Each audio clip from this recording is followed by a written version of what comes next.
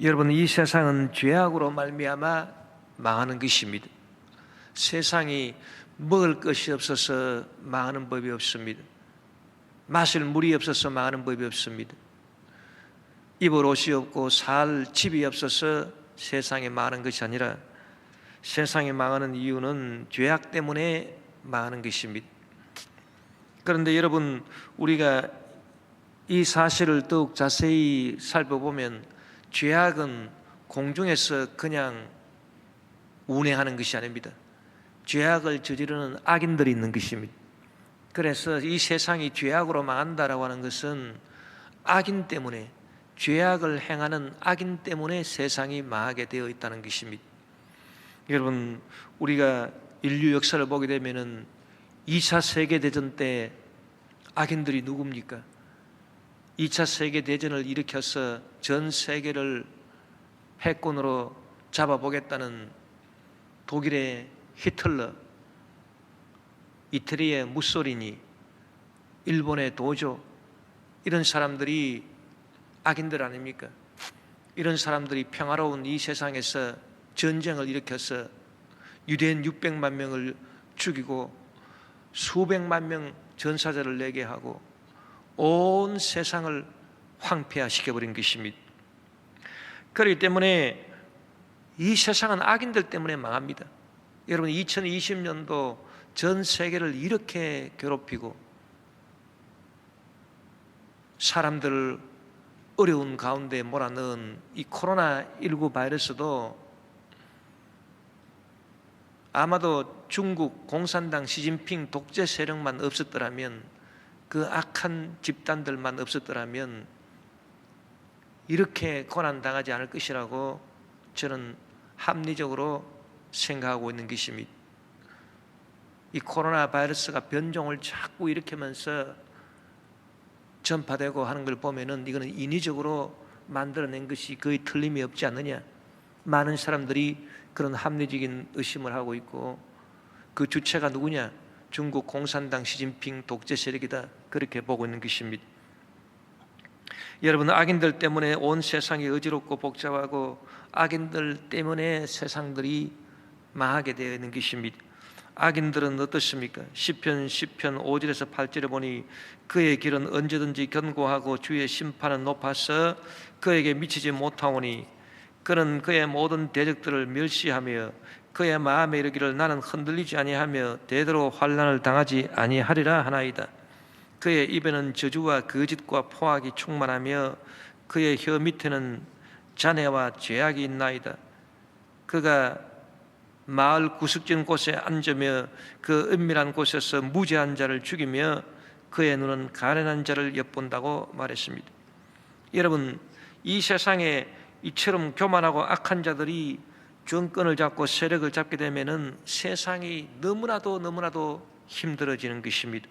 잠언 4장 16절 17절을 보니 그들은 악을 행하지 못하면 자지 못하며 사람을 넘어뜨리지 못하면 잠이 오지 아니하며 불의의 떡을 먹으며 강포의 술을 마신다고 말했습니다. 그렇기 때문에 이런 악한 자들은 세력을 얻으면 안 됩니다. 악한 자들은 권세를 얻으면 안 됩니다. 악한 자들은 심판을 받고 멸망을 당해야 세상이 좋게 되어지게 되는 것입니다. 그렇기 때문에 성경에 보면은 하나님 왜 악인들을 가만 놔두십니까? 악인들을 심판해 주십시오 라고 하는 탄원이 수없이 올라와 있는 것입니다. 시편 1편 1절 2절에도 보니 야훼여 어찌하여 멀리 있으시며 어찌하여 환난 때에 숨으시나이까? 악한 자가 교만하여 가련한 자를 심히 압박하오니 그들이 자기가 베푼 꾀에 빠지게 하소서라고 간구하고 있습니다. 여러분, 우리가 하나님을 믿는 신앙생활에 두 가지 축이 있는데, 하나의 축은 선하고 선량하고 법 없어도 살 수 있는 그런 착한 사람들이 제발 잘 되게 해주십시오. 그래서 누가 잘 되느냐? 선한 사람들, 착한 사람들, 선량한 사람들, 마음이 착한 사람들, 법 없어도 살 사람들, 이런 사람들이 제발 좀 잘 되게 해주십시오. 그래서 그런 선한 사람들이 무병장수하게 해주십시오. 만사형통하게 해주십시오. 이것을 우리가 하나님 앞에 간구하고 있는 것입니다. 그것이 신앙 생활의 첫째 축인 것입니다. 다른 두 번째 축은 뭐냐? 악한 사람이 제발 심판을 좀 받게 해주십시오.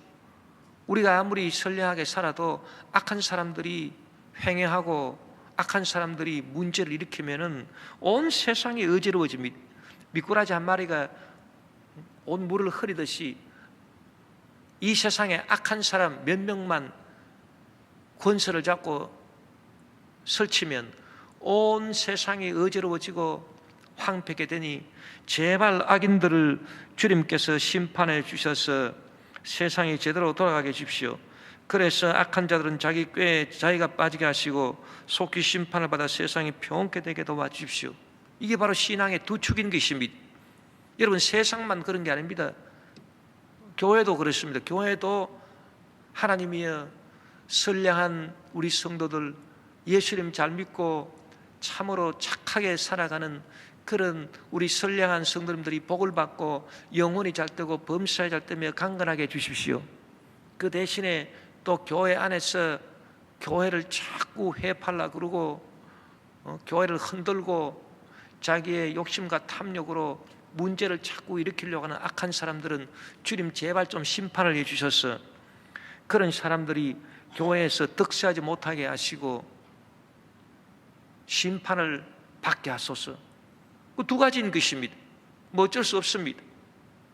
그래서 이 세상이나 교회나 우리가 하나님 앞에서 간구하고 기도하고 신앙생활을 하는 두 가지 축은 선하고 착한 사람들이 잘 되게 도와주시고 악한 사람들은 심판을 받아서 멸망을 당하게 도와주십시오. 이 두 가지가 같이 있는 것입니다. 선하고 착한 사람들이 잘 되는 것 이상으로 악한 사람이 심판을 받게 해달라는 것이 하나님을 믿는 신앙생활의 두 축이고 그것을 성경이 증가하고 있는 것입니다. 그러면 우리가 살펴보아야 됩니다. 누가 악한 자인가? 여러분, 악한 자는 죄인하고 다릅니다. 죄인은 모두가 죄인입니다. 우리 모두는 다 죄인입니다. 우리 모두는 다 태어날 때부터 원죄를 갖고 죄인으로 태어난 것입니다. 다윗이 고백할 때 모친이 죄 중에 나를 잉태했습니다. 그래서 우리 모두가 다 죄인인 것입니다. 원죄로 태어나고 살면서 자범죄를 늘 짓습니다. 그래서 성경이 뭐라고 말했습니까? 의인은 없나니 한 사람도 없으며 모두 다 한 대 치우쳐 불의를 행했다. 그래서 하나님의 영광에 이르지 못한다. 우리 모두는 죄인인 것입니다. 그러나 여러분, 악인은 죄인하고도 달라요. 악인은 어떤 사람을 악인이라고 하느냐, 이것을 우리가 잘 알아야 됩니다. 그리고 절대로 우리가 악인이 되지 말아야 되는 것입니다. 첫째로 악인은 교만한 사람을 말하는 것입니다. 왜냐하면 교만은 사탄이 지은 죄이기 때문에 용서받을 수가 없는 죄인 것입니다. 우리가 성경에 보면은 하나님이 지으신 천사랑 루시퍼가 교만의 죄를 품었습니다. 그래서 자기 보호자를 하나님처럼 높이려고 했습니다. 이 교만입니다. 그래서 그가 하나님의 내리침을 받아서 음부 맨 밑바닥에 떨어져서 사탄이 되어버리고 말았습니다. 그래서 여러분, 죄 중에도 교만한 죄는 절대로 지으면 안 됩니다. 교만한 죄를 지으면 죄인에서 악인으로 변해버리고 마는 것입니다. 그리고 누가 악인이냐? 자기의 잘못을 절대 회개하지 않고 뉘우치지 않는 사람이 악인인 것입니다. 여러분, 모든 사람이 다 죄인인데 그래도 희망이 있습니다. 회개를 하는 양, 회개를 하는 한 희망이 있어요. 나는 죄인입니다. 나는 부족합니다. 주님, 제가 알고 짓고 모르고 지은 죄가 많습니다. 미움, 분노, 원망, 불평으로 죄 지었습니다. 음란, 방탕, 시기, 질투, 교만, 탐욕으로 죄 지었습니다. 믿음이 없어서 근심하고 걱정, 염려, 불안해서 죄 지었습니다. 생각으로 죄 짓고 말로 죄 짓고 행위로 죄 지었습니다. 주님의 십계명을 어기고 죄 지었습니다. 주여, 특히 알고도 지은 고범죄가 많습니다. 이 죄인을 용서해 주십시오. 그렇게 죄인이라 하더라도 회개를 할 줄 아는 사람은 악인은 되지 않는 것입니다. 그러나 악인은 누구냐? 자기의 잘못을 절대로 회개하지 않습니다. 그 속에 마귀가 딱 들어가가지고 마음을 강팍하게 했기 때문에 애굽의 바로처럼 자기의 잘못을 절대로 회개 안 하고 변명하고 회개를 안 해요. 그런 사람은 악인이 되어버리고 마는 것입니다. 자기 눈에 들보는 보지 못하고 남의 눈에 티를 봅니다. 그래서 자기한테는, 자기가 아무리 잘못해도 자기한테는 한없이 관대합니다. 그러나 남은 조금이라도 뭐 잘못하는 게 있을까 싶어서 눈에 불을 켜고 남의 눈에 티를 보려고 하는 것입니다. 그런 사람이 악인인 것입니다. 누가복음 6장 42절에 보니 너는 내 눈 속에 있는 들보를 보지 못하면서 어찌하여 형제에게 말하기를 형제여 나로 내 눈 속에 있는 티를 빼게 하라 할 수 있느냐. 외식하는 자여 먼저 내 눈 속에서 들보를 빼라. 그 후에야 내가 밝히 보고 형제 눈 속에 있는 티를 빼리라고 말씀하신 것입니다. 이런 사람들은 죄인의 단계를 넘어서서 이제 악인까지 도달한 거예요. 또 정당한 노력이 아니라 악한 꾀로서 형통하려 하는 사람입니다. 남을 짓밟고 일어서려고 하는 사람인 것입니다. 무정하고 매정한 사람들입니다. 성경에 보니까 악인들을 어떻게 표현했느냐. 로마서 1장 29절 30절에 보니 곧 모든 불의, 초악, 탐욕, 악의가 가득한 자요, 시기, 살인, 분쟁, 사기, 악독이 가득한 자요, 수군수군하는 자요, 비방하는 자요, 하나님께서 미워하시는 자요, 능욕하는 자요, 교만한 자요, 자랑하는 자요, 악을 도모하는 자요, 부모를 거역하는 자요, 우매한 자요, 배약하는 자요, 무정한 자요, 무자비한 자라. 이런 사람은 악인인 것입니다. 그런데 여러분의 성경이 놀랍게도 무엇을 우리에게 말해주고 있냐 하니까 이 악한 자들이 어이없게도 형통하다는 것입니다. 악인들은 하나님의 심판을 받아서 빨리 망해버려야 되는데 악인들이 어이없게도 형통하다. 그래서 거기에 대해서 탄식하고 있는 것을 성경이 보여주고 있습니다. 여러분, 우리가 언제 신앙생활이 위태롭게 됩니까? 하나님 과연 살아계시나? 내가 하나님 믿는데 진짜 잘한 것인가? 언제 그런 의문이 생깁니까? 선한 사람들이 살아보겠다고 애를 쓰는데도 하나님이 응답도 안 해주시고, 선한 사람들이 기도를 해도 하나님이 침묵하시고, 그럴 때 야, 정말 하나님 살아계시는 그런 의문이 생기죠. 또 언제 그런 의문이 생깁니까? 악한 자들이 하나님의 심판을 받기는커녕 잘 먹고 잘 사는 거 보면은 부하가 치어오릅니다. 아이고 하나님, 어떻게 해서 그런 저럴 일이 있을 수 있습니까? 하나님 진짜 살아계십니까? 그럴 때 하나님에 대한 믿음이 흔들리게 되는 것입니다. 여러분, 이것은 성도들만 가지고 있는 질문이 아니라 이 세상에서 양심을 가지고 살아가는 모든 사람들의 질문이기도 한 것입니다. 여러분, 우리가 의인이 고난 당할 때 하나님이 돌봐주는 것이 없는 것 같고, 그리고 악인들이 잘 되고 있는데도 하나님이 심판하시는 것을 없는 것, 그런 것을 우리가 느끼게 된다면 우리 신앙생활에 심각한 도전을 받을 뿐만 아니라 참으로 견딜 수 없는 고통을 당하게 되는 것입니다. 여러분, 성경에 보면은 고난 받은 사람의 대명사로 나오는 인물이 있지요. 그 사람이 바로 욥인 것입니다. 욥이 어떻게 해서 고난 당했는가? 그 고난 당한 이유를 우리가 성경을 통해서 살펴보면 두 가지가 나옵니다. 첫째는 악한 사람들 때문에 고난 당했다. 그 다음에는 천재지변 때문에 고난 당했다. 욥기 1장 13절에서 19절 공동 번역을 보니까 하루는 욥의 아들과 딸들이 맏형의 집에 모여서 잔치를 벌이고 있는데 한 심부름꾼이 욥에게 뛰어와서 고하였다. 소는 밭을 갈고 나귀는 그 근처에서 뿔을 뜯고 있었는데 서바 사람들이 달려들어 모두 약탈해 갔습니다. 그리고 그들은 일꾼들을 모조리 칼로 쳐 죽였는데 저만 가까스로 살아남아서 이렇게 말씀드리러 왔습니다. 그가 제 말을 마치기도 전에 또 한 사람이 와서 고하였다. 하늘에서 벼락이 떨어져 양떼와 일꾼들을 모두 살라버렸습니다. 저만 가까스로 살아남아서 이렇게 말씀드리러 왔습니다. 그의 말이 채 끝나기도 전에 또 한 사람이 와서 고하는 것이었다.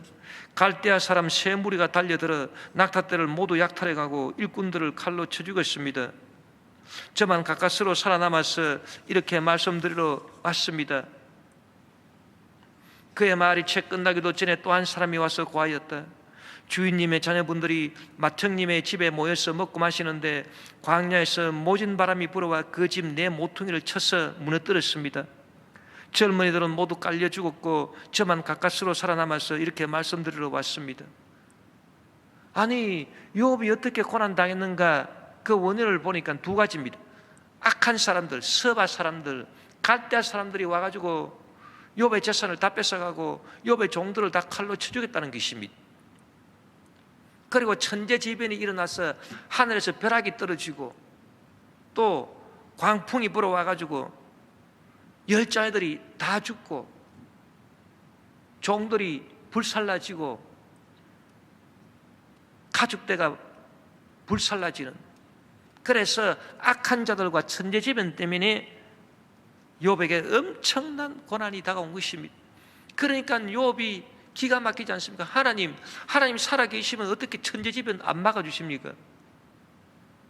그리고 하나님 살아계시면 저 서바 사람들, 갈대아 저 도둑놈들, 저 강도떼들, 저 사람들 어떻게 하나님이 심판하지 아니하시고 가만 놔두십니까? 그래서 욥은 의롭게 살아온 자신에게 닥친 고난을 이해할 수 없어 탄식하는 것입니다. 욥은 동방의 의인이라고 했기 때문에 욥이 잘못해서 고난 받은 것은 없는데 이 악한 자들이 와가지고서 욥에게 고난을 가져다 주고 또 천재지변이 일어나서 욥에게 고난을 가져다 주고, 그래서 악한 자들을 주여 심판하소서 그렇게 기도하는데 그 서바 사람들, 갈대아 사람들이 자기 재산 뺏어가가지고 잘 먹고 잘 사는 것을 보고 욥은 기가 막히는 것입니다. 그래서 욥이 하나님 앞에 탄식을 하는데 욥기 21장 7절에서 11절에 보니 어찌하여 악인이 생존하고 장수하며 세력이 강하냐? 그들의 후손이 앞에서 그들과 함께 굳게 서고 자손이 그들의 목전에서 걸어하구나. 그들의 집이 평안하여 두려움이 없고 하나님의 매가 그들 위에 임하지 아니하며 그들의 수소는 새끼를 베고 그들의 암소는 낙태하는 일이 없이 새끼를 낳는구나. 그들은 아이들을 양떼같이 내보내고 그들의 자녀들은 춤추는구나. 나는 이 모양 이 꼴인데 나를 망친 저 악인들은 저렇게 잘 먹고 잘 사는구나. 그것을 욥이 탄식하고 있는 것입니다. 여러분, 성경의 고난의 대명사라고 할 수 있는 욥이 탄식하는 것을 보면 참 우리도 기가 막힙니다. 과연 하나님 살아계시는 그런 의문이 생깁니다. 위대한 철학자 아리스토텔레스가 세 가지 작품을, 중요한 작품을 지었는데 윤리학이고 그 다음에는 시학이고 그 다음에는 정치학인 것입니다. 그 윤리학은 뭐냐 하면은 인간이 살아가면서 윤리 도덕을 세워야 되는데 윤리 도덕이 바로 서기 위해서는 착한 사람이 복을 받아야 된다. 그리고 악한 사람은 망해야 된다. 그게 아리스토텔레스가 지은 윤리학의 요점입니다. 그렇게 돼야 세상이 제대로 되지 않겠는가. 그래서 선한 사람들은 어떻게 하든지 잘 돼야 된다. 당위다 이것은. 그렇게 잘 돼야만 한다. 그 다음에 악한 사람들은 심판을 받고 망해야만 한다. 그래야 사회 윤리가 서고 도덕이 선다. 그게 윤리학인 것입니다. 그러면 시학은 뭐냐? 시학은 비극이나 희극에 대한 작품에 대한 이론인데 이 작품들이, 비극이나 희극 같은 작품들이 어떻게 나왔느냐? 아니, 윤리학에서 말하는 것처럼 세상이 그렇게 굴러가지 않더라는 것입니다. 윤리학에서는 선한 사람들이 복을 받고 악한 사람들이 심판을 받아야 된다 그렇게 주장을 했는데 이 세상 현실 돌아가는 꼴을 보니까 이 세상이 정반대로 돌아가거든요. 선한 사람, 의로운 사람들은 핍박을 받고 고통을 받고 화를 당하고, 그리고 악한 인간들이 오히려 승승장구하고 잘 되라는 것입니다. 그러니까 기가 막히지 않습니까? 이 현실은 왜 이러냐? 그래서 현실을 고발하기 위해서 문학가들이 작품을 쓰는데 비극을 쓰고 희극을 쓰고 한다는 것입니다. 그래서 대표적으로 비극은 무엇을 말하느냐? 선량한 주인공이 살아보려고 애를 쓰고 열심히 노력을 하는데도 현실이 그렇지가 못하다. 자꾸 불행이 계속되고 고통이 임한다. 그래서 그 비극 작품을 작가가 그렇게 써나가면 나중에 독자들이 그 비극을 읽고 눈물을 흘리고 참 안 됐다 공감을 하고 카타르시스를 얻게 하는 것, 그것이 비극이라는 것입니다. 그래서 비극의 주인공은 항상 선량한 사람이 딱 등장합니다. 그 선량한 사람이 등장하는데 이 선량한 사람이 어떻게 해서 자꾸 화가 계속되느냐? 사소한 실수를 통해서 화가 계속된다든지, 안 그러면 뭐 실수한 것도 없는데 운이 안 풀린다든지, 그렇게 해가지고 자꾸 안 좋은 일이 자꾸 생긴. 오영수라고 하는 작가가 지은 갯말이라고 하는 단편 소설이 있습니다. 그 작품에 보면 주인공이 19살 해순이라고 하는 순진무구한 처녀인데, 이 처녀가 바닷가에 삽니다. 그런데 이 19살 때에 성구라고 하는 청년한테 시집을 갔어요. 이 성구라고 하는 청년은 참 착실한 청년이다. 그래서 늙은 어머니를 모시고 함께 살아보겠다고 열심히 고기잡이를 하고 살아갑니다. 그래서 한 번은 칠성인의 배를 타고 먼 바다에 나와가지고 고등어 떼를 잡아보겠다고 원양 고등어 잡이를 나갔는데 사흘이 돼도 돌아오지 않습니다. 먼 바다에서 완전 실종되어 버리고 말았어요. 한 해가 지났는데도 그 배는 돌아오지 않습니다. 참 기가 막힙니다. 그러니까 그 시어머니가 우리 아들 성구 이제 죽었다. 그래서 성구 제사를 지내고 며느리를 딱 해순이를 보니까 참 불쌍하고 기가 막혔어. 그래서 그 남편이 실종되고 난 다음에 해순이한테 지근지근 대던 그 청년 하나가 있어요. 그 청년 하나가 그래도 사람은 성실하기 때문에 그 청년 이름이 상수인데 상수한테 다시 시집가라. 그래서 개가를 시킵니다. 그 시어머니가.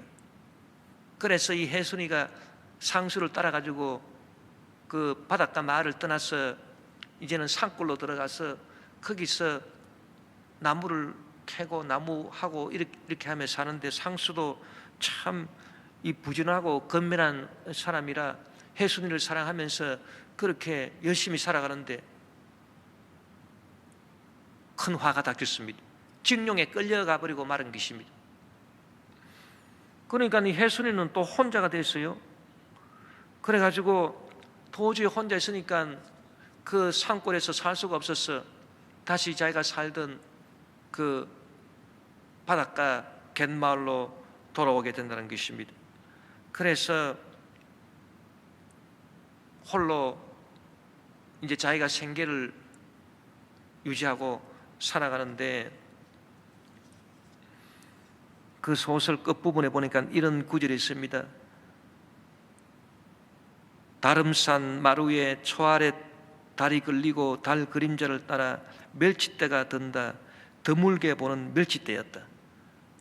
그래서 한 번은 보니까 이 밀물이 싹 들어오면서 막 멸치대가 들어오는데 동네에서 야 멸치대다 꽹가리를 치면서 멸치 잡으러 가자 막 하니까 해순이도 덩달아서 바닷가로 고기 잡으러 뛰어나가는, 그것이 작품의 끝이.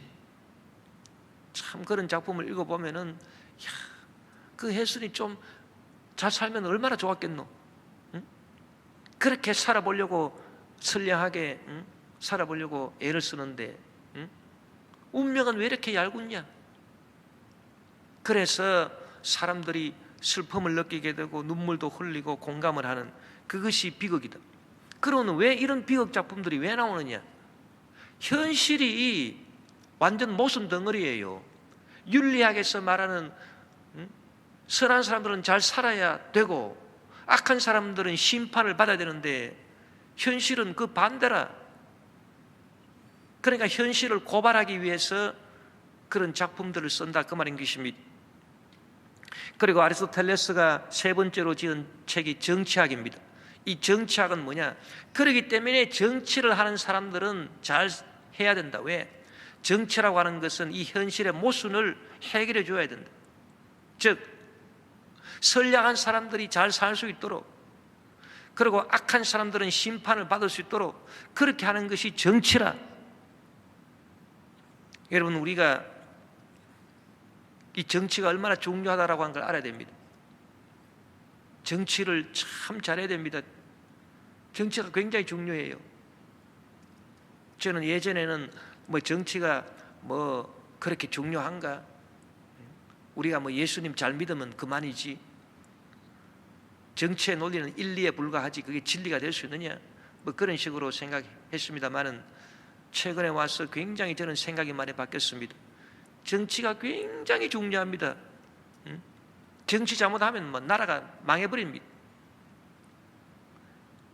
악한 사람이 승승장구하고 선한 사람이 몰락해 버립니다. 그래서 정치를 잘해야 된다.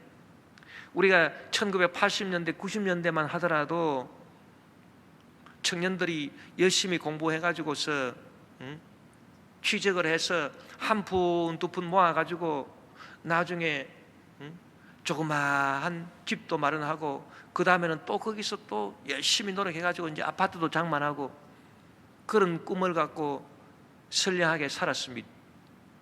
그리고 돈이 없어서 대학에 못 가는 청년들도 머리 싸짐을 쥐고 절간에 들어가가지고 고시 공부를 합니다. 그러면 개천에서 용나는 식으로 사법고시 합격해가지고 검판사도 되고 그렇게 세상에서 출세하고 좌우지간 열심히 노력하면 그 노력한 대가가 주어지는 그런 사회였었습니다. 요새는 어떻습니까? 요새는 개천에서 용나? 웃기는 소리 하지 마라. 아무리 노력해도 안 돼. 사다리를 타야 된다. 엄마 찬스, 아빠 찬스가 있어야 되고, 그리고 젊은 사람들 100사람이면 한두 사람 빼놓고는 전부 다 집을 어떻게 장만하냐? 한 푼, 두 푼 모아서 집을 장만해. 그런 웃기는 소리가 어딨냐? 그래서 전부 다 그냥 투기할 생각이나 하고 어디다가 또 투자를 해야 일확천금을 할 수 있느냐? 그리고 직장 생활에서 주식이나 그냥 두들겨 보고 도대체 그렇게 돼버리고 말았어요. 이 사회가 그렇게 됐어요. 그거는 폐 일어나고 정치가 더 책임입니다. 좌우지간. 그리고 아무 일 안 하고 그냥 있어도 그냥 밥이 술술 들어온다. 남의 돈을 공짜로 먹는다. 그런 법이 어디 있습니까? 열심히 노력하고 일을 해야 되지요. 그래서 정치를 잘 해야 된다. 그거를 말하고 있는 것이 아리스토텔레스의 정치학인 것입니다. 여러분, 이 세상에 참 이렇게 불공정하고 악인이 승승장구하고 의인이 참 고통당하는 이 세상에서 하나님은 과연 어떠한 해법을 갖고 계실까요? 우리가 그것을 살펴봐야 되겠습니다. 여러분, 하나님이 악인에 대해서 평가하시는 게 있습니다. 그건 뭐냐 하면은 악인들은 죄인들하고 다릅니다. 죄인은 그래도 회개하고 돌아올 수 있는 사람이 죄인이고요. 악인들은 아예 회개를 안 합니다. 자기 잘못은 전혀 없습니다. 사람이 자기 자신을 돌아보면 나도 10가지 중에 한두 가지는 내가 잘못한 게 있겠구나. 분명히 회개할 게 있지 않습니까? 그런데도 회개 절대 안 해요. 그 속에 귀신이 딱 들어가가지고 회개의 영을 막아버렸습니다. 회개 안 합니다. 자기 눈에 있는 들보 못 보고 남의 눈에 있는 티만 보고, 그런 악인들, 그리고 온갖 사악한 꾀를 저질러 가지고 악을 행하는 자들, 그런 자들은 하나님이 어떻게 보시느냐? 하나님께서 그런 자들은 관계를 끊어버리신 것입니다. 그래서 너는 나하고 아무 관계가 없다. 여러분, 이 세상에서 제일 무서운 저주가 뭐냐 하면은 하나님과의 관계가 끊어지는 것입니다. 그래서 네가 잘 되든지 망하든지 내가 너를 축복해서 네가 잘 되는 게 아니야. 그냥 네 운으로 네가 지금 잘 되는 것처럼 보이는 거야. 나는 너하고 관계없어. 하나님은 악인들과 관계를 끊어버리시는 것입니다. 그래서 악인들이 형통하다라고 하는 것은 악인들이 하나님의 축복을 받아서 형통한 게 아닙니다.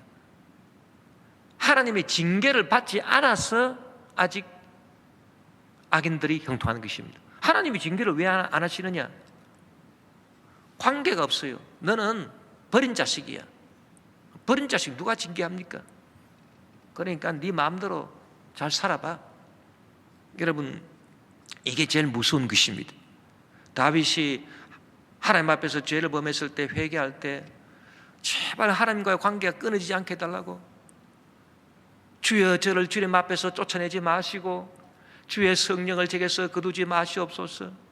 내가 매를 맞더라도 하나님 안에 들어가야지, 하나님과의 관계로 들어가야지. 하나님과의 관계가 끊어지면 나는 악인이 되어버리고 완전 버림받은 바 되기 때문에, 주여 저를 주 앞에서 쫓아내지 마시고 주의 성령을 제게서 거두지 마시옵소서. 그것이 다윗의 회개기도 아닙니까? 그 악인들은 회개를 못하는 존재들이기 때문에 하나님이 아예 그냥 딱 잘라버리셨습니다. 그래서 너는 사생자라, 나는 너와 아무 관계가 없다. 그러니까 내가 너 징계하지도 않는다, 그 말인 것입니다. 내가 너를 축복해서 네가 지금 잘 되는 게 아니야. 네 운으로 지금 잘 되고 있는 거야. 그러나 나는 너를 징계하지도 않아. 왜? 아예 버려버렸어.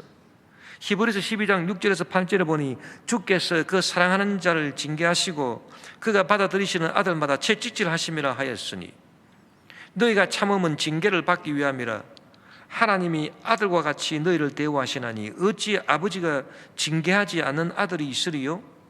징계는 다 받는 것이거늘 너희에게 없으면 사생자여 친아들이 아니니라.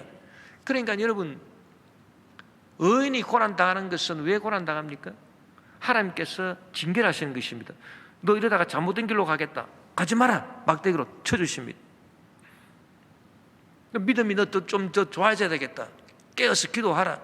그렇게 해서 때때로 하나님이 고난 보내시고, 하나님과의 관계가 있기 때문인 것입니다. 하나님의 사랑하는 친아들들이기 때문에 그런 것입니다. 그러나 악인들은 하나님이 버린 사생자라 하나님께서 아예 관계하지 아니하십니다. 여러분, 하나님의 버리심을 받게 되면 이것은 나무 뿌리 줄기로부터 잘려나간 가지와도 같이 되어버리고 마는 것입니다. 그래서 시편 37편 1절 2절에 보니 악을 행하는 자들 때문에 불평하지 말며 불의를 행하는 자들을 시기하지 말지어다. 그들은 풀과 같이 속히 배임을 당할 것이며 풀은 채소같이 쇠단할 것이므로. 풀이 배임을 당해버렸습니다. 뿌리로부터 배임을 당해버렸어요. 여름철날 가로수길 나무 가지 잎사귀가 무성하면 시에서 와서 가지를 탁탁탁 칩니다. 그러면 떨어진 가지에 보면은 막 잎사귀가 풀어 청청한 것이 무성합니다. 그러나 실상은 그 죽은 것입니다. 왜? 뿌리로부터 떨어져 나갔기 때문에. 여러분, 풀어 청청하게 살아있는 것 같으나 실상은 죽어버렸습니다. 그것이 악인인 것입니다. 그러나 의인은 그렇지 않습니다. 의인은 죽은 것 같으나 하나님 안에 있기 때문에, 하나님과의 관계 안에 있기 때문에 징계를 받고 고난당하고 어렵고 힘든 것 같으나 그러나 살아있는 자들이 의인인 것입니다. 하나님은 결국 이 악인들을 어떻게 하실까요? 처음에는 아예 관계 안 하시고 그냥 손을 안 대신, 그 다음에는 완전히 파멸의 지옥으로 떨어지게 만드시는 것입니다. 그래서 하나님은 악인을 미끄러운 데 두신다고 했습니다. 시편 73편 18절 19절에 보니 주께서 참으로 그들을 미끄러운 곳에 두시며 파멸에 던지시니 그들이 어찌하여 그리 갑자기 황폐되었는가. 놀랄 정도로 그들은 전멸하였나이다. 이 미끄러운 데 하나님이 그들을 주신, 결국에는 이 미끄러운 데가 뭡니까? 미끄럽다라고 하는 이 상징적인 표현이 여러 가지를 알려주는데 중요한 것은 두 가지입니다. 급작스럽게 당한다는 것입니다. 미끄럼틀을 타버린다. 그러면 잘 나가다가 미끄럼틀 탔다. 그럼 급작스럽게 그냥 졸지에 망해버린, 잘 나가다가도 졸지에 망해버린. 우리 대한민국 역사도 보니까 옛날에 이승만 대통령 시절 때 3.15 부정선거 했던 주역 누군지 아시죠? 그분이 승승장구 뭐 부통령 뭐 잘 나가다가 4.19 혁명 나니까 아이고 나 이제 망했다, 권총으로 자살해버려. 졸지에 미끄럼틀 타버리고 말았었습니다. 악인들은 그렇게 망해버린다는 것입니다. 그리고 미끄럼틀에 빠져버렸다, 이거는 다시 올라올 수가 없다 그 말입니다. 미끄럼틀을 탔기 때문에 악인들은요, 하나님 심판받으면 구제불능입니다. 이제는 더 이상 회복될 수가 없습니다. 완전히 망해버리는 것입니다. 왜? 미끄럼틀을 탔습니다. 그러나 의인은 그렇지 않습니다. 의인은 아무리 고생하고 그래도 미끄럼틀 타는 게 아닙니다. 욥을 보십시오. 욥이 그렇게 고난당하고 어려움을 당해도 미끄럼틀 탄 거 아닙니다. 다시 올라옵니다. 그래서 결국 말년에 그의 재산이 배가 되고 자녀들도 다시 10자녀를 얻게 되고 부인도 좋은 부인을 얻게 된 것입니다. 다시 사다리 타고 다시 올라왔어요. 그러나 의인들은 미끄럼틀을 탔다 그 말인 것입니다. 다시 돌이켜 올라올 수 없다. 그렇기 때문에 여러분, 우리는 이 악인들을 하나님이 그렇게 대하신다는 것을 분명히 알아야 되는 것입니다. 악인들은 하나님이 버리신 자들로서 하나님과의 관계가 끊어진 자들이기 때문에, 그러면 하나님 믿는 우리도 악인들을 어떻게 대해야 될까요? 여러분, 죄인들은 용서하고 사랑하십시오. 그러나 자기 죄를 회개도 안 하고 계속해서 악한 일을 도모하는 악인들은 어떻게 될까요? 하나님이 하신 것처럼 아예 관계를 끊어버려야 됩니다. 그래서 그들의 형통함을 부러워하지 말라고 말한 것입니다. 잠언 24장 1절에 보니 너는 악인의 형통함을 부러워하지 말며 그와 함께 있으려고 하지도 말지어다. 그래서 악인들의 형통함을 부러워하면서 야 나도 저렇게 한번 해봤으면 돼봤으면, 그런 사람은 마귀가 딱 찾아와가지고서 너도 악인들처럼 그렇게 한번 해봐라, 악한 꾀를 내봐라. 완전 마귀의 유혹에 넘어가 버리고 마는 것입니다. 그렇기 때문에 악인들하고 관계를 딱 끊어버려요. 하나님이 그렇게 끊어버린 것처럼. 그래서 악인의 형통함 절대 부러워하지 않습니다. 네가 잘 된다고? 그래, 그거 아무것도 아니야.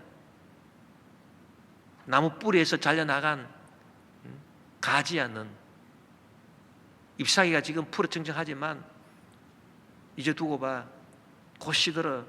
그리고 너는 미끄럼틀을 타게 될 것이야. 그러니 나는 너와 관계하지 않을 것이다. 함께 있으려고 하지도 말지어다. 저 관계하지 마라 그 말인 것입니다. 아예 제껴놓아라 그 말인 것입니다. 교제하지 말라 그 말입니다. 더 나아가서 여러분, 우리는 악인의 형통함을 보고 하나님에 대해서 원망하거나 불평해도 안 되는 것입니다. 시편 37편 7절에서 10절에 보니 야훼 앞에 잠잠하고 참고 기다리라. 자기 길이 형통하며 악한 꾀를 이루는 자 때문에 불평하지 말지어다. 분을 거치고 노를 버리며 불평하지 말라. 오히려 악을 만들 뿐이라. 진실로 악을 행하는 자들은 끊어질 것이나 야훼를 소망하는 자들은 땅을 차지하리로다. 잠시 후에는 악인이 없어지리니 내가 그곳을 자세히 살필지라도 없으리로다. 참 여러분, 근데 이게 우리가 실천하기 힘들어요. 막 악한 자들을 보면은 악한 일을 꾸미고 무리를 일으키고 세상을 어지럽게 하고 이런, 또 교회를 어지럽게 하는 이런 악한 사람들을 보면은 막 분이 막 생겨나죠. 분이 막 분노가 생겨나고 막 분노가 막 생겨납니다. 입에서 막 욕이 나오지요. 그리고 하나님에 대해서 막 불평도 나오죠. 아이고 하나님, 저런 사람 가만 놔두십니까? 그런데 성경에 보니까 그럴 때 조심하라. 분을 거치고 노를 버리며 불평하지 말라. 오히려 악을 만들 뿐이라. 그게 말했습니다. 그냥 관계를 딱 끊어버리지, 그냥 분노하고 하나님에 대해서 또 원망하고 불평하고 그러지 마라. 왜? 하나님이 다 다 심판하시는데 나중에 자세히 봐도 악인들이 온데간데 없이 사라질 말 것이, 그렇게 성경이 말씀하고 있는 것입니다. 로마서 12장 19절에도 보니 내 사랑하는 자들아 너희가 친히 원수를 갚지 말고 하나님의 진노하심에 맡기라 기록되었으되 원수 갚는 것이 내게 있으니 내가 갚으리라고 주께서 말씀하시니라. 그 악한 자들의 멸망은 졸지에 망해버린 히틀러가 그렇게 악행을 저지르고 하더니 나중에는 자기 애인하고 마지막으로 결혼식을 하고, 아니 죽기 전에 결혼식을 왜 합니까? 마지막에 결혼식하고 총으로 쏴가지고 자기 애인 죽이고 자기도 총으로 쏴서 죽고, 시체는 휘발유로 태워가지고 흔적도 없이 그냥 해버려라. 그 비참한 처우 아닙니까? 완전 미끄럼틀 탄 것입니다.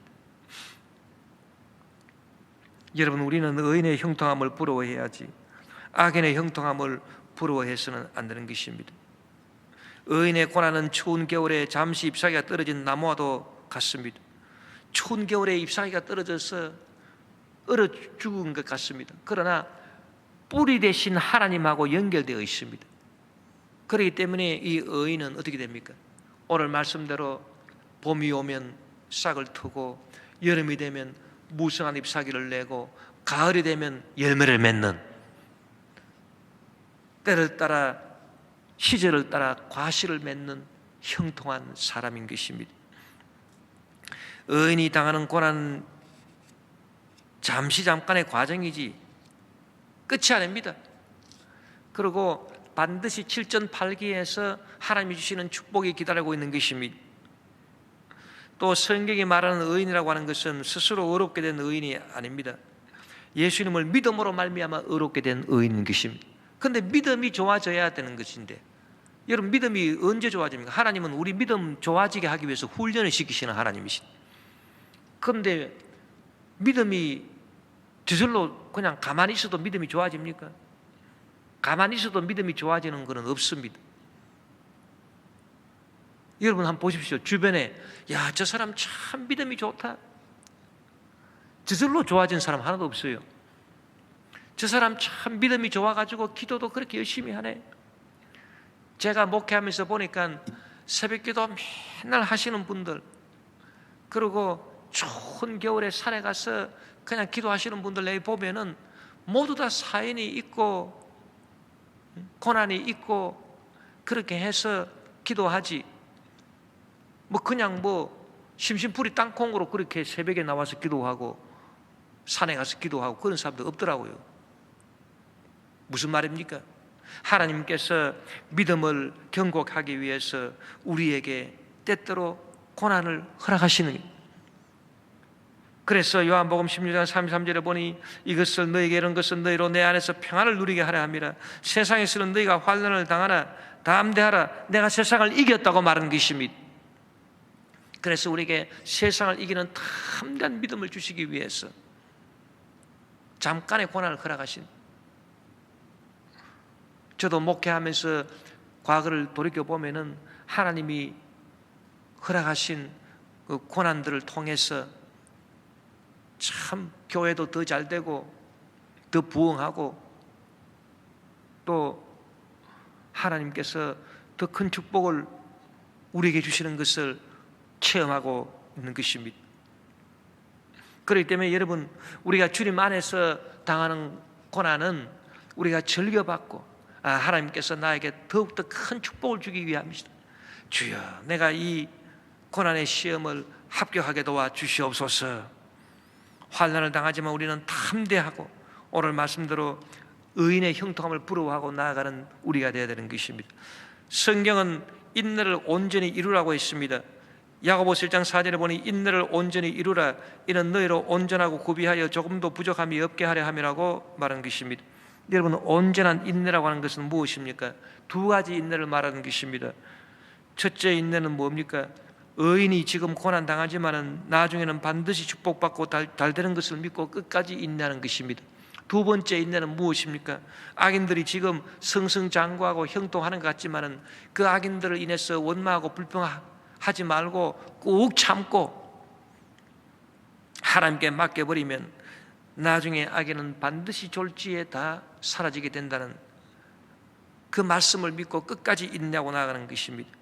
이 두 가지가 다 이루어져야 온전한 인내가 되는 것입니다. 예수님이 그런 인내를 온전히 이루신 것입니다. 여러분, 예수님은 의인으로서 이 땅에 오셔서 당신의 죄가 하나도 없지만은 우리 인류의 모든 죄를 대신 짊어지시고 엄청난 고난을 당하셨을 것입니다. 의인의 고난인 것입니다. 의인이 고난 당할 때, 예수님 의인으로서 고난 당할 때 끝까지 참고 인내했습니다. 그리고 예수님을 조롱하고 예수님을 욕하는 악인들, 예수님을 십자가에 못 박은 그 마귀 세력들, 그 악인들, 그 마귀들에게 조종당해서 예수님을 채찍으로 때리고 멸시하고 침뱉고 조롱하고 한 그 악한 사람들에 대해서 예수님 원망하고 불평하지 않았습니다. 묵묵히 참고 끝까지 예수님은 인내하신 것입니다. 그랬더니 결과가 어떻게 됐습니까? 예수님은 십자가에서 못 박혀 돌아가셨으나 그러나 사흘 만에 부활하시고 승천하시고 하나님 보좌 우편에 앉아 계시고 장차 이 세상을 심판하러 오시는 것입니다. 그리고 그 마귀들과 즉 그리스도, 사탄, 거짓 선지자, 그 마귀들과 그게 속한 자들은 어떻게 됩니까? 미끄러운 데 떨어집니다. 미끄러운 데가 어디입니까? 불과 유황으로 타는 못인 것입니다. 그곳에 떨어져서 세세무궁토록 괴로움을 받게 되는 것입니다. 절대로 기어 나올 수가 없습니다. 여러분, 우리도 예수님처럼 끝까지 인내해야 됩니다. 끝까지 인내하고 믿음으로 나아가면 반드시 하나님께서 저와 여러분을 의인이 받는 형통한 복을 받게 하시는 것입니다. 할렐루야.